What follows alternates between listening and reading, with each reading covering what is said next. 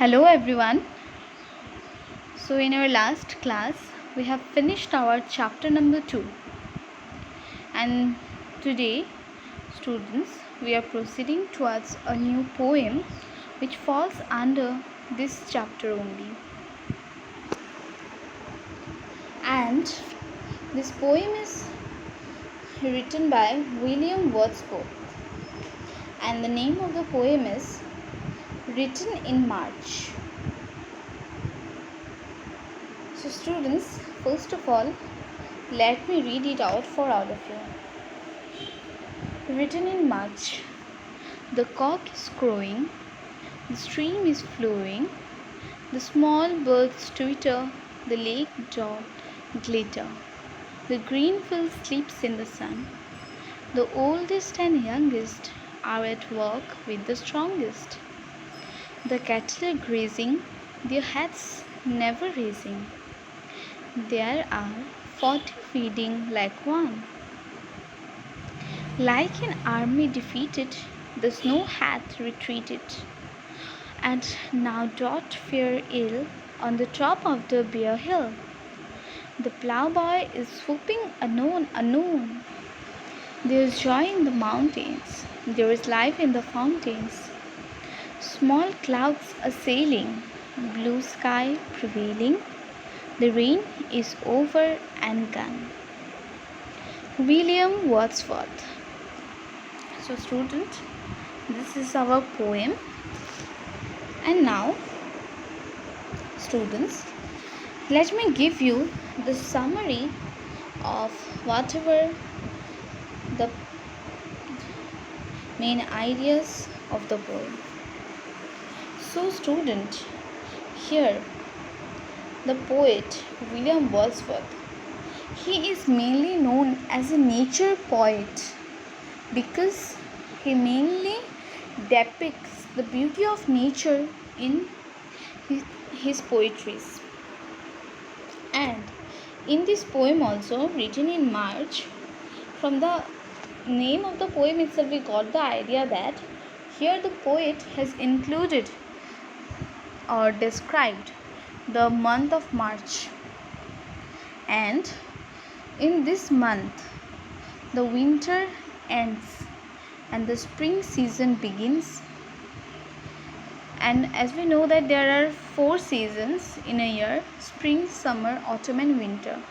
So students, after the ending of the winter, the harsh weather, the dry weather of the winter now ends, and in March the spring season starts.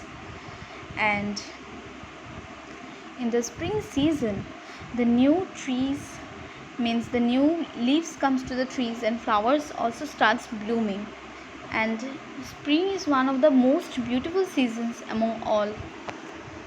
And in this poem itself, the poet tells us the beauty of the month of March, means the beginning of the spring season.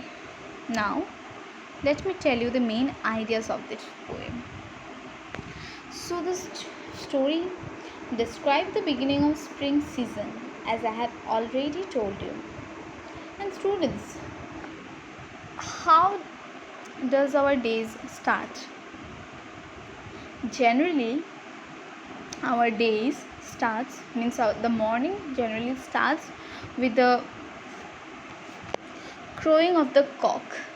And similarly in this poem also the poet says that the day begins with the sound of the cock.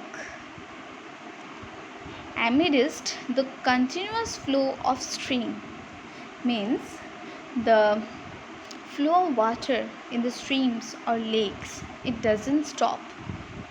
And the day begins with the sound of the cock, with the continuous flowing of the streams. And we also hear the chirping of birds in the morning hours.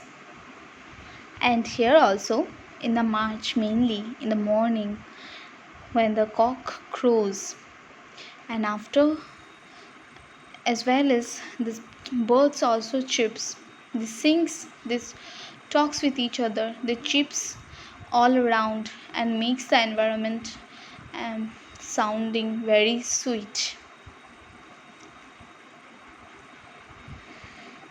And the lakes during the spring season, they glitters like the gold as the sunlight falls on it. Means the first sunlight when the sun rises from the direction east, its reflection falls on the lakes and streams, and the lakes water, they become glittery because of the first sun rays. Then after the morning, the people who works in the field, mainly the farmers, they went out and start working in their fields. And these people, they doesn't care about their age. All the oldest as well as the youngest people, they work together. And the people, they become very much busy in their work that they doesn't even look or raise their hats to look after the cattle who are grazing or who are eating the grass in the grasslands. And the cattle, they are grazing, they grazes in the morning in the fields, means they eats the grasses of the green fields during the morning time like one entity, means there are more than one cattle, at least there are 40 cattle who are feeding, but as the all of them are eating together, they seem like an one entity, means they signify a unity. So students, this is the idea that has been expressed by the first paragraph of this poem itself. It means that the first paragraph mainly tells us how is the morning of a spring season, means how beautiful it is, how does it start. So students, I hope that you have understood the first paragraph properly. And students, I will give you the ideas of the second paragraph in my next class. And for now students, you have one work, and the work is to find out a few difficult words from this first paragraph itself, and you have to tell me in the comment section. And as student, there is no home assignment today, so this is your home assignment to find out the difficult words from the first paragraph and commenting me. And after getting your comments only, I'll tell you the answers of that difficult words in tomorrow's class.